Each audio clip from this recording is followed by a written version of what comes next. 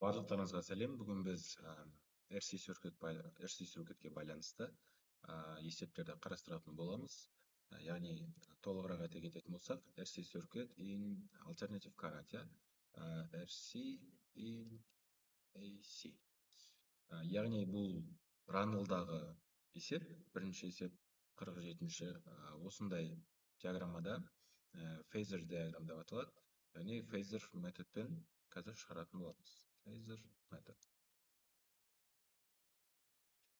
Бізге не деген? Бізге осы фейзер метод арқылы, яғни екі карантты тап деген, мынау бізде так өтіп жатқан тоғымыз через мынау резистор және капаситор арқылы өткен тоқты табу керек. I резистор, I капаситорды табуымыз керек. Енді бізде біріншісі I резисторды қалай тапсақ болады? Бұл жерде біз білетін теңдеуіміз бар. I максимум ол дегеніміз I0 косинус омега Т деген. Енді біз білеміз, ток резистор, яғни кедергіден өткен кезде оңай, U бөлінген R деген формуламыз бар. Бірақ бұл жерде біз U бөлінген R-ді мына жерге әкеліп қоятын болсақ, I T-ға байланысты, онда ол эпсилон 0 бөлінген R кедергі косинус омега Т. Бізде резисторға байланысты, яғни I0 формуласы ол эпсилон 0 бөлінген резистор екен. Біріншісін таптық, енді екінші бізде I капаситор, осыған байланысты, яғни формуласы S dt бөлінген керісінше dV бөлінген dt. Енді формулаға жаңа теңдеуге әкелетін болсақ, T-ға байланысты I-дың T-ға тәуелділік формуласы теңдеуіміз бізде I0 болатын болса, косинус омега Т. Енді оны әкеліп орнына қойсақ, I T-ға байланысты бізде тең SdV бөлінген dt. Косинус омега Т. Туындылап жіберетін болсақ, біз бұны IT ол бізде S алдында омега келеді, эпсилон 0, синус, косинус синус болып кетеді, омега Т. Енді біз бұның, яғни I current капаситордағыны біз C mu эпсилон 0 деп жаза аламыз. Фи, яғни синус фиміз алда келді. Енді не дейді бізде соңғы сұрағы? Осы complete the phasor analysis by finding an expression for peak. Бізде, яғни максимально пик ке жеткен кезін, яғни максимально мына жаққа жазайық, максимально жеткен мәнін табу керек. Біз тоқтың максималды мәні. Яғни оны біз түбірасты резистормен түбірасты капаситордың квадраттар еді. Осылардың қосындысы еді. Кеттік, бізде I резисторымыз ол эпсилон 0 бөлінген R болған. Осының квадратына қосып жібереміз. Эпсилон омега С-дің квадраты тең. Радиус квадраттан не беретін болса, ортақ бөлім беретін болсақ, эпсилон 0-мыз бізде квадраты жақшаң сыртына шықты. Омега орнында не қалды? Жоқ. Екеу қосылып кете ме? Жоқ. Орнында 1 қалды. 1 қосылған омега екеуінің де квадраттары. Бөлімдерінде R квадрат бар. Бұның бәрі түбірдің астында тең.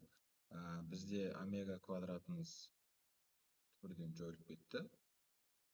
Онда түбірдің сыртында омега 0, түбірдің астында 1 бөлінген R квадрат қосылған омега квадрат С квадрат. Онда бізде total current осындай мәнге тең болып тұр. Бұл бізде бірінші есепке арналған теңдеу болатын. Мына жерде дұрыс есептедім ғой, 1 бөлінген математикалық қателік қалмасын. 1 бөлінген бізде кедергінің квадраты. Ортақ бөлім бердік, жақшаң сыртынан мынаны шығардық. 1 бөлінген радиус квадрат. Дұрыс қой.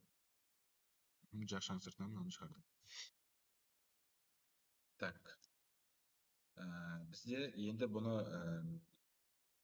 симуляторда көрсетейік. Пайлстатта көрсетіп жіберсек.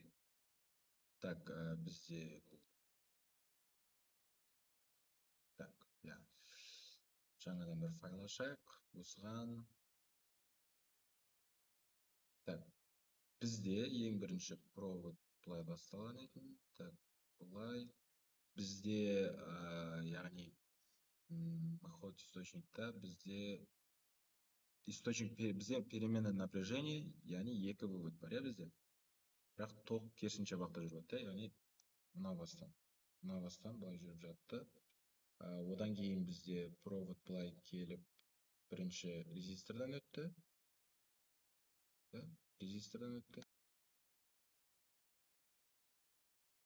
Одан кейін былай келіп ол капаситордан өтті.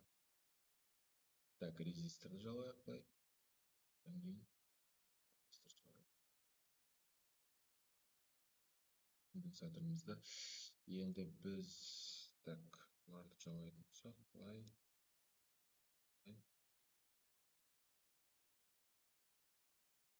Так, бізде стопқа қоя тұрсақ,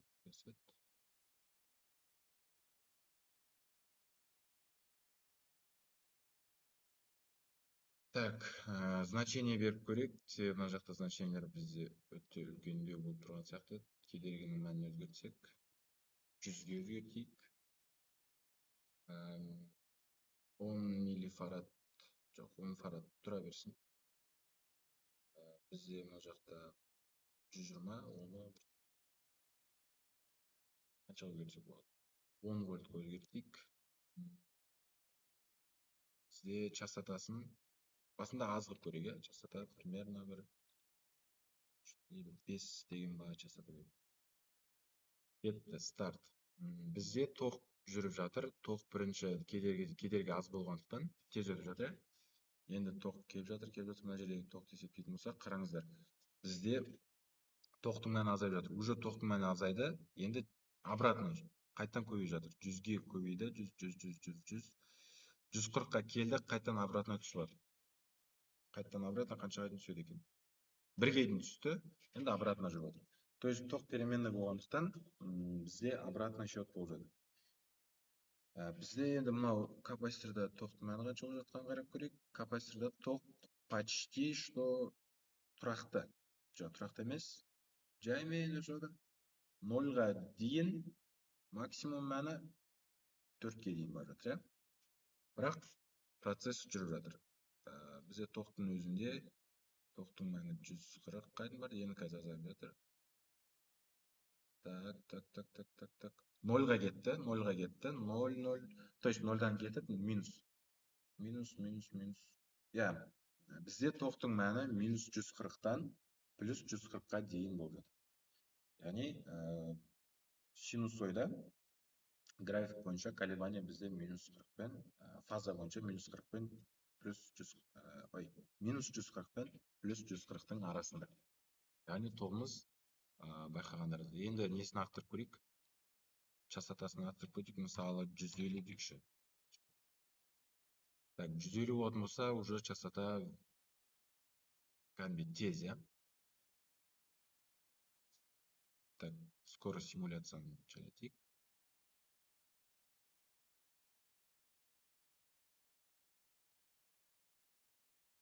Көріп тұрғандарыңыздай, бізде тоқтың мәні минус бен, колебание.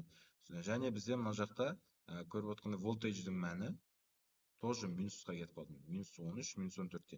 Минус 14-пен плюс мәнге дейін бар жатыр. Плюс 14-ке дейін. Тек қана тоқ емес, то есть волтейдждің өзі де мына жақта өзгеріп жатыр. Яғни байланысы осы болған. Енді біздегі total IMAX-ты табу үшін екеуінің қосып екеуін квадраттадық. Яғни екі жерде. Біз біріншіден өйткені екеуі бізде параллель жалғанған. Параллель жалғанған себепті екеуінің арасындағы тоқтық байланысты біз тауып көрдік. Жаңа есепте. Мен екінші есепке Рандалдағы 71-ші есепті таңдадым. Бұл есепте telecommunication circuit яғни көрсетілген.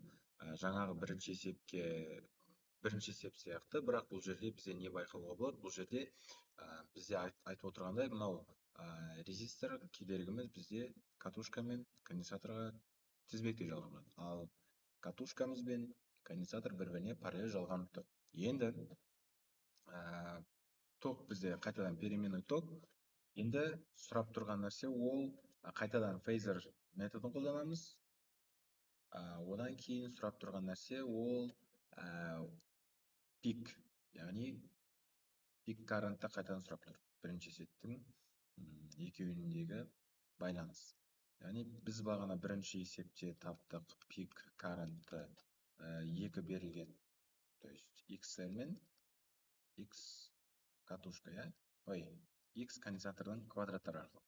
Енді бізде берілсін, бізде екі бастапқыда біз Z деп белгілейтін едік, көбінесе тоталды Z деп белгілесек, бізде бұл жерде екі бөлік, яғни мынау бізде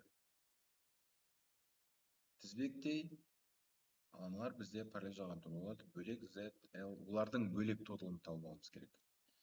LC-дің бөлек тоталын тауып алуымыз керек, және соған біз алып келіп қосамыз, тізбектей болып тұр радиусқа. Ана екеуі бір-біріне параллель жалғанып тұр. Енді бізде табу керек нәрсе бұл жерде LC екеуінің байланысын, ортақ байланысын. Яғни біздегі XL-мізді ол омега L деп белгілесек, XS-міз ол бір бөлінген омега S. Енді екеуінің байланысын, яғни екеуінің тоталын біз жаза алатын едік. Екеуінің тоталын жазсақ LC деп, бір бөлінген екеуінің XL минус XS деп. Осы формула бар етімізді білетін. Енді осы жерге алып келіп орнына қоятын болсақ, біздегі формуламыз қалай болады? Яғни екеуінің квадраттары, қайтадан мына жерге алып келіп қоятын болсақ. Онда біз қоюымыз керек нәрсе ол мына жерде Z-тің орнында Z тең R осының квадраты қосылған бірден орнына қойып жатырмын. Бір бөлінген XL минус бір бөлінген XS осының квадраты ол бірақ бір бөлінген астында болып тұр. Енді осының бәрі төрдің астында. Енді біз дәреженің қасиеті бойынша білеміз, егер бірге айналдыратын болсақ, бізде дәреже минус болып кетеді. R квадрат қосылған бір бөлінген XL минус бір бөлінген XS дәрежесіне, яғни минус 2 болып келеді. Түбір асты. Бізде дәрежеге келді. Енді біз білеміз, келесі бетке өтейік. Енді біз білеміз бұл жерде I карантымыз, total I карантымыз ол тең болу керек эпсилон 0-ге және total R total. Біз қазір ғана R totalды таптық, кедергіміздің, яғни эпсилон 0 бөлінген, яғни мына формула жерге келіп тұр, мынау тапқан, то есть бізге берілген осыған тең болғанын дәлелдеңіз деп. Осы нәрсенің бар екеніне, яғни осы нәрсенің дәлелдеп көрсеттік. Яғни бізде астында R-дің квадраты қосылған бір бөлінген L XL минус бір бөлінген XS. Бұлар жақша ішінде минус 2 дәрежелі болған. Так, екінші табу керек нәрсе бізде лимит, яғни current нөлге ұмтылғанда және шексіздікке ұмтылғандағы біздегі I лимитті табуымыз керек. Бұл жерде егер I-мыз бізде ұмтылатын болса, I бізде нөлге ұмтылатын болса, онда XL-мыз және XS-мізге байланысты бізде фи-ді нөлге ұмтылған және фи шексіздікке ұмтылған кезін қарастыр деп айтқан. Бұл процесті түсіну үшін біз өзіміздің симуляторға барып, симулятордан көрсек, мен мына жерге симуляторға дайындап қойған едім. Яғни бізде мен бұл жерде кедергіге 100 қайтадан кедергіге 100 омды алдым, катушканың мәнін 10 және бізде фарадты 100 фарад қылдық. Және біздің переменный токтың герцін, яғни 150 герцқа апардым. Және бұл неге? Өйткені себебі бізде қазір резонанс кезін көрсетеміз. Резонанс кезінде бізде ток нөлге тең, бірақ шын мәнінде токтың жалпы қалай жүретінін көрейік. Кеттік. Ток шықты, жүріп жатыр, катушкадан өтеді. Бірақ қандай да бір уақыт өткеннен кейін, т уақыт өткеннен кейін бізде обратный счет, міне қайтадан бастайық. Т уақыт нөлде тұр. Қандай да бір уақыт өткеннен кейін, мына жерде қарасаңыздар, қазір катушкадан кейін, катушкада өтіп жатады ток, бірақ конденсатордан өткен ток қандай да бір уақыттан кейін қайтадан обратный счет. Неге? Себебі өйткені бізде мына жерде переменный ток обратно қайта келген кезде ток минус нөлға, яғни колебание болады. Қайтадан бастап қарайық. Ток өтіп жатыр. Қазір тоқтаған моментін қарайық. Т бізде міне тоқтады, обратно 2-3 секундта обратно бізде через конденсатор тогымыз обратно жүрді. Бірақ катушкамызда осы момент, осы жерге катушканың уақыты тоже есептелетін нәрсе. Енді бізде әрқайсысындағы тоқтың мәнін қарайтын болсақ, қараңыздар, ток кеміді, өсіп жатыр. 300, 400, 500, ток 550-ге дейін өсті, қайтадан кеміп жатыр. Көріп тұрмыз. Енді конденсатордан көрсек, конденсаторда тоже самый, бізде ток өсіп жатыр, қайтадан кеміп үстінде. Колебание. Енді біз мына жерде тоқты, яғни тоқтың мәні бізде минус мәнге келе жатыр, азайып жатыр. Минус мән. Волтаж уже минус 12, ол жақта минус 6. То есть біздің байқаған нәрсе, ол ток, переменный токта токтың мәні нөлге жақындайды. Яғни 0 мен 0-дің арасына сол нәрсені дәлелдеу керек деп тұр. X 0-ге, яғни фаза 0-ге ұмтылған кезін және фаза шексіздікке ұмтылған кезі. Бұл циркуитті біз байқағандарыңыздай, яғни қанша уақыт өткенде біздегі қандай да бір уақыт жүзінде қайтадан колебание сияқты. Яғни бұл процесті біз қалай түсіндірсек болады. Бұл процесті, яғни ток жіпті екі адам тартып жатқандай. Внешний ток бізде жоқ.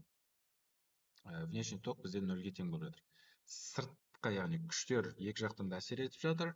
Күштер толығымен бар, бірақ именно бізде токтың күші, яғни арқан тартысы ойын елестетсек. Арқан тартыста күш былай бір тартсақ, мына жақтан біреу тоже тартып жатыр деген сияқты. Ток, переменный ток бір точкадан екінші точка, яғни катушкаға берілді. Енді обратный счетпен конденсаторға обратно өтіп жатыр. Енді бізде мына жерден қарастыратын болсақ, фи бізде 0-ге тең болған кезде,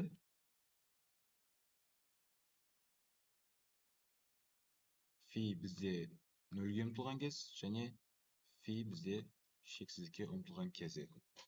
Жаңа біз айтқанымыздай x ол бізде l-мыз фи l, яғни x-сіміз бір бөлінген лямбда фи s.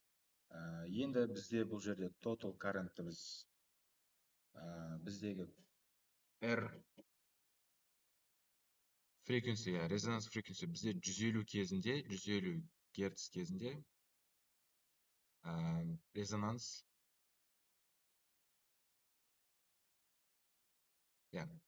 болады. Неге? Себебі токымыз 0-ге ұмтылып жатыр. Осы кездегі I frequency'ді біз 150-ге, неге 150-ге қойдық? Қазір қайтадан біз симуляторда көрсетеміз. Яғни frequency азайып жатқан кезі, frequency көбейіп жатқан кезі. Бұл жердегі білу керек нәрсе E косинус омега Т теңдеуіміз I0 Т-ға байланысты өзгеріп жатқан кезі. Енді бұдан біз түсінетініміз, ол қай кезде деп тұр, бізде current flow the resistance. Осы жерден біз тапқан болатынбыз. Егер де frequency'ді біз өзгертетін болсақ, онда I максимумыздың мәні де өзгеретін болады. Бұл бізде 71-ші есеп, яғни С деңгейіне келген есеп етін. Қазір біз косинустың мәнін, яғни колебанияның нақты шамасын былай көрсетсек,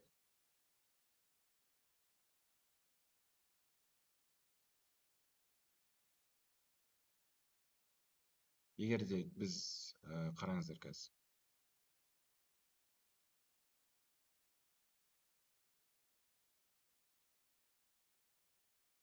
Частотаны көбейтетін болсақ, мысалы 1000-ға дейін көбейтіп көрейік.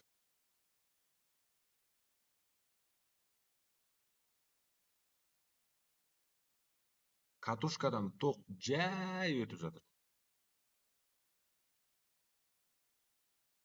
Бірақ қандай да бір уақыт өткеннен кейін ол обратно өтеді.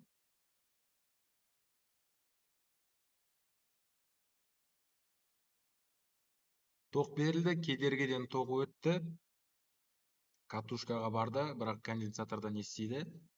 Более көбірек ток ағымы өтті. Енді бұл жерде не байқауға болады? Енді қайтадан частотаны азайтайық.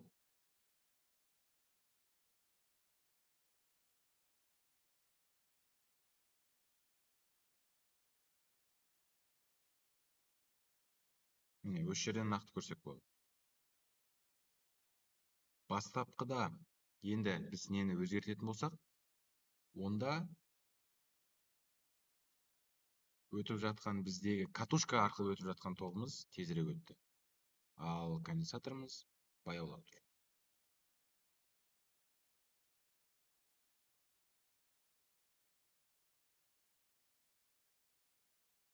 Осы жерде, яғни біз анық көре аламыз.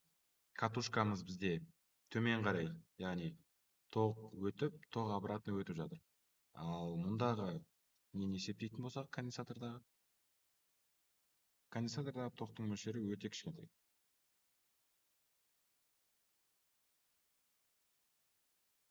Яғни бағанағы үлкен токтармен салыстырғанда тіпті negligible деп айтсақ та болады. Оның, яғни пауыры мүлде минусқа кетіп жатыр. Бірақ қандай да бір уақыттан кейін оның пауыры қайтадан көтерілді. Жылу мөлшері де ескерілген жөн.